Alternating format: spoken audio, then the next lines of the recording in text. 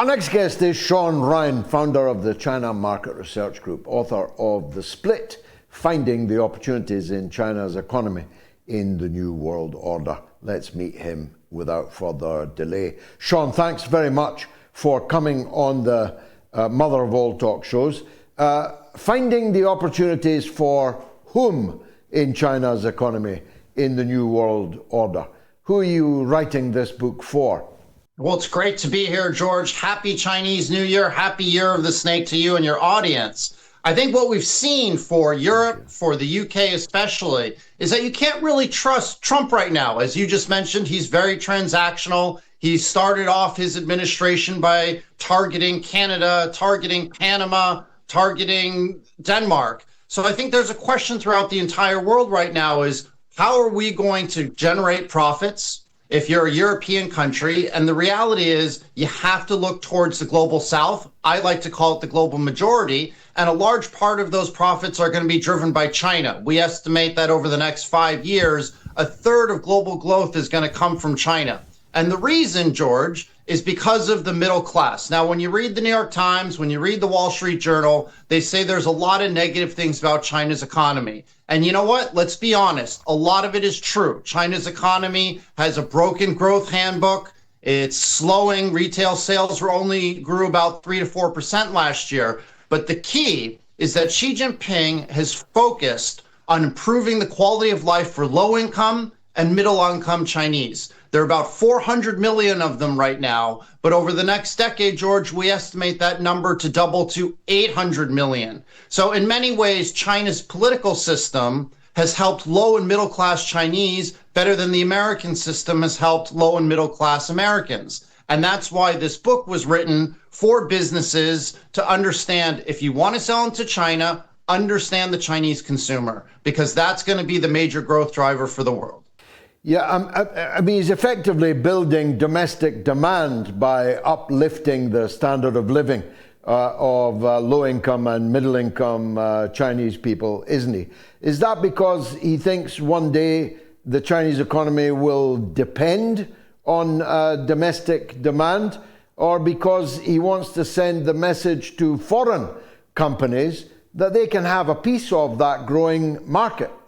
I think part of it is ideological, frankly. I think Xi Jinping and the current CPC really care about the low and middle class.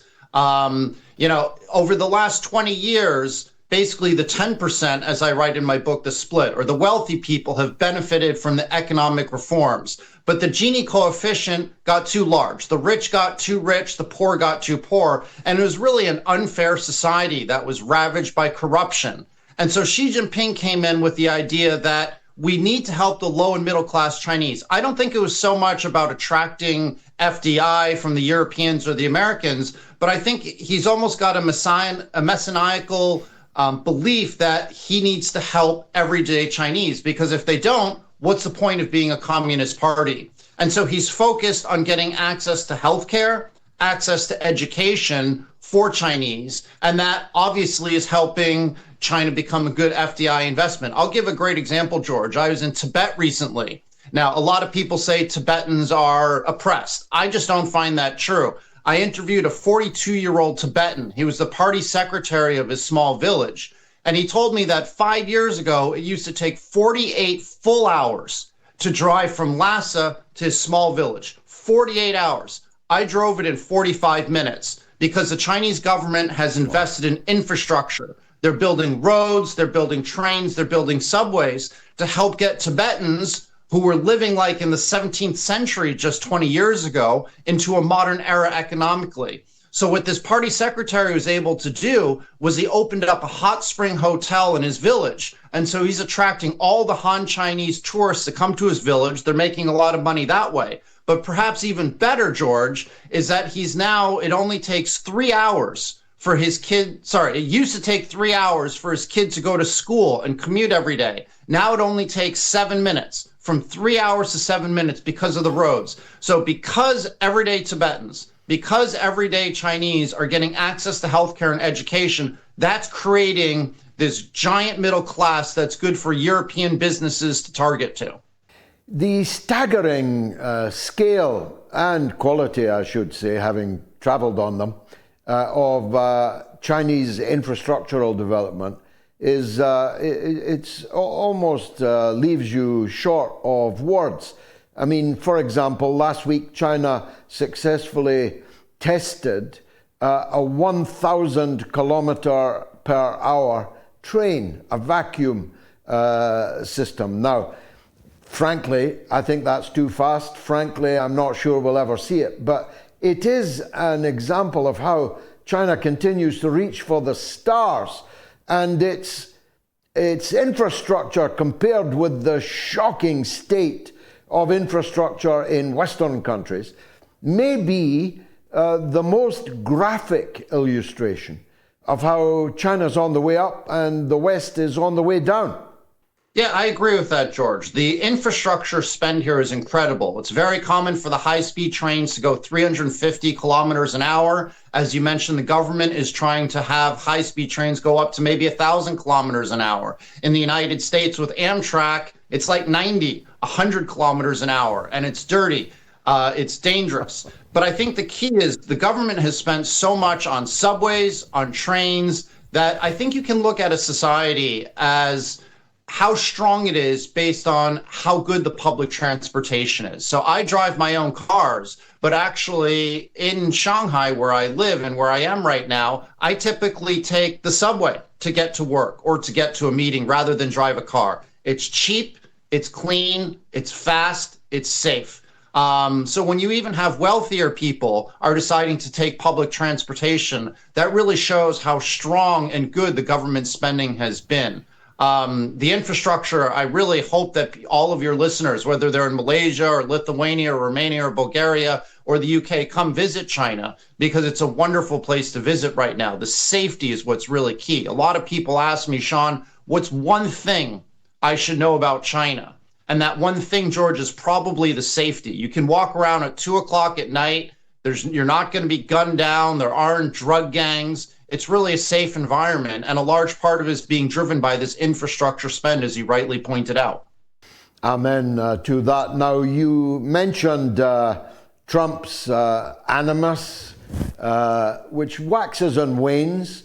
The MAGA crowd seem to like Russia a fair bit, but they don't really like China unless they're Chinese Muslims. They don't like Chinese, they don't like Muslims, but they love Chinese Muslims, and they fabricate their... Gayatri and I are going to make a documentary this year on that subject, but the MAGA crowd generally isn't positive towards China. But Donald Trump today said, and I'm quoting him directly, I could call it the China virus, talking about COVID-19. It would be an accurate description, but out of respect for China, I'm no longer going to. What's your latest taking of the temperature of Trump's attitude towards China? So that's a great question, George. And if you want, we can talk about Xinjiang, where the Uyghurs are. I've been there 3 times in the last couple years. I visited cotton fields. I visited cotton factories. I didn't see any evidence of genocide. But anyway, we can talk about that later. But when it comes to Trump, this might surprise a lot of your viewers because Trump is so loud and bellicose and screams. But it might surprise your listeners that actually Chinese tend to prefer Trump over Biden and over Harris. You know, when it came to Biden and Harris, the Chinese viewed it as an ideological struggle between liberal democracies and communist autocracies. The United States had to beat China because it was an ideological fight against political systems, as well as imperialism and great power politics. Basically, the Chinese felt that with Biden, there was no way a deal could be made. When the Chinese got good in telecom like Huawei, the United States said, oh, this is a national security threat. When the Chinese got good with Temu or Shine and other apps, the Americans said, oh, this is a national security threat. When the Chinese got good at cotton, you got to remember 20% of the world's cotton comes from the Xinjiang province, which you just mentioned, where there are a lot of Muslims. The Americans all of a sudden said forced labor and genocide. So the Chinese felt that under Biden and probably under Harris, no deal could be made. And we were going to be entering a 10, 20-year Cold War because the Biden regime wanted to destabilize or push for regime overthrow in China. This is how people were very nervous about Kamala Harris and Tim Walz. With Trump, however, there feels he's so transactional that a deal can be made. I'll give an example, George. Trump said, I don't want the Chinese exporting their NEVs, their cars, from China to the United States. I want them to build factories in the United States, hire American workers, and help create GDP economic growth in the United States. Well, that's fair. I mean, that's what the Chinese did to the Americans and the Europeans in the 1990s, to a Ford, to a GM, to a Volkswagen, and said, if you want to get access to China's middle class, you need to build factories in China. So I think the Chinese feel with Trump, there's a pathway for doing business, whether it be opening up a factory in the United States, whether it be with TikTok selling 50% of TikTok shares to an American investor. Under Biden and Harris, there was a feeling no business could be done. Under Trump, because it's so much how I give you money, you give me what? Exactly what you said. It's a transactional nature. Chinese tend to prefer Trump. Now, what I think he's going to do is a shock and awe strategy. He's going to use war hawks like Marco Rubio, like David Perdue, to try to scare the Chinese. But then he'll bounce back and say something nice like, I don't want to call it the China virus. But a week from now, he's going to put maximum pressure on them because Trump, he considers himself a master negotiator and is going to try to keep you off balance. Hot 1 second, cold 1 second. But at the end of the day, George, I think a deal will be made between China and the United States. Trump has a pathological demand to say that he made a deal with the Chinese and he beat them so he can tell MAGA. I'm much more hopeful under Trump than I was under Biden, and certainly more hopeful than it would have been under Harris. Yeah, I think I concur with you about that. Just en passant, these liberal democracies of which you speak ain't looking so liberal or so democratic these days. Ask the Georgescu, the man who would have been the president of Romania. You could ask that of many involved in elections over the last period, many who've been arrested for freely speaking, freely expressing themselves, and so on.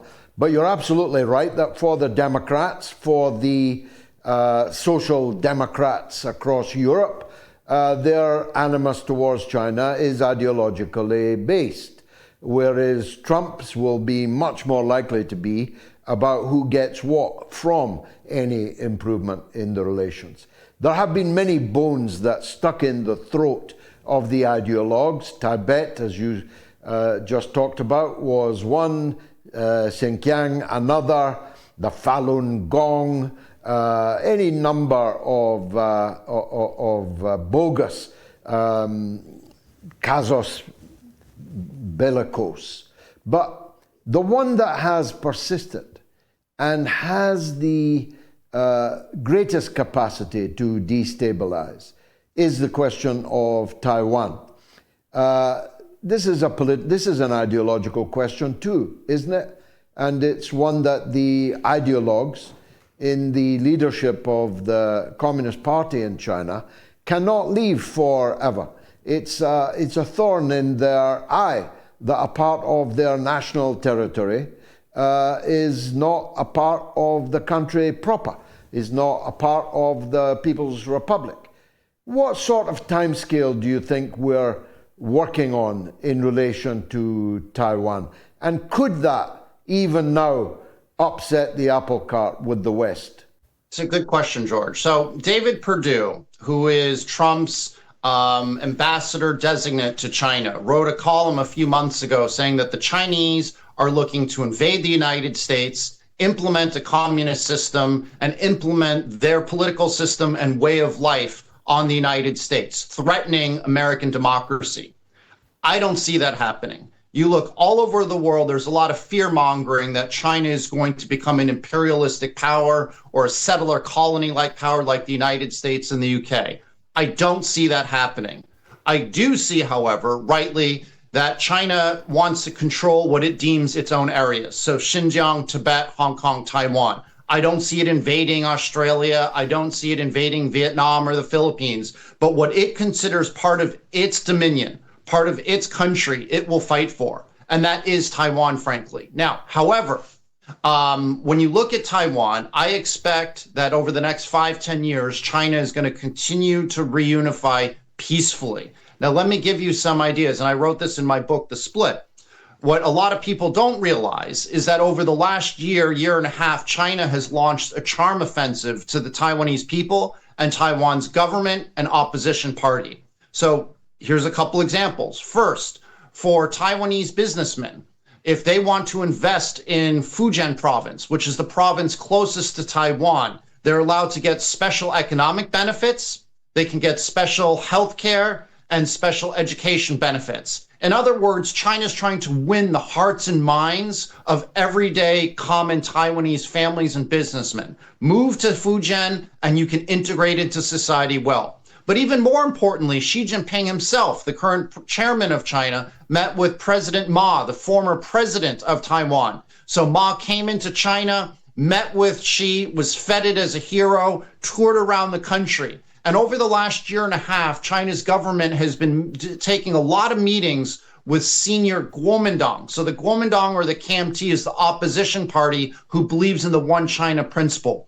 They're spending a lot of time meeting with these political leaders, which signals to me, because the Taiwan's president term is 6 years, that China is going to wait at least another 6 years to hope that the KMT is going to become the next presidency and look for a more peaceful reunification. I haven't seen any examples where China is becoming more aggressive towards Taiwan. I don't see that there's going to be any provocation where China is going to launch a military invasion or pushing for unification that way. They're going to aim for peaceful through winning the hearts and minds of Taiwanese opposition party, the Kuomintang, as well as everyday Taiwanese. This is what China did with Hong Kong. You know, after the turnover, they really rolled out the red carpet for the tycoons, for people like Li Ka-shing, in order to make money in the mainland, because he was viewed as sort of a bridge between the Hong Kong people and mainland China. Now, that didn't work so well, as you've seen with the unrest in 2019, but this is what China likes to do. They don't like to use military. Again, you have to remember, over the last 40 years, China hasn't shot a single bullet in war overseas. They only have one military base versus America's 850 overseas. So the United States is a settler colony, very vicious militant power. China, frankly, George, just isn't that. I'm not worried about military action over Taiwan. I'm more worried about military action over the Philippines and the United States trying to provoke a proxy war over the Philippines the way that they provoked a proxy war in Ukraine. Bongbong Marcos, the president of the Philippines, has taken a very strident, angry, almost militant-like view towards dealing with China. But I'm not worried about Taiwan, George. Now, finally, I don't know how easy this is for you to answer, but I want to put it delicately. Both Russia and China are led by extraordinarily significant people, people who will be remembered long in history, but neither of them is a spring chicken. How shock-proof is the Chinese system to all things must pass, to the incapacity or death of its leader? So this is one of the concerns the wealthy 10% of Chinese have. You know, they're worried about succession issues.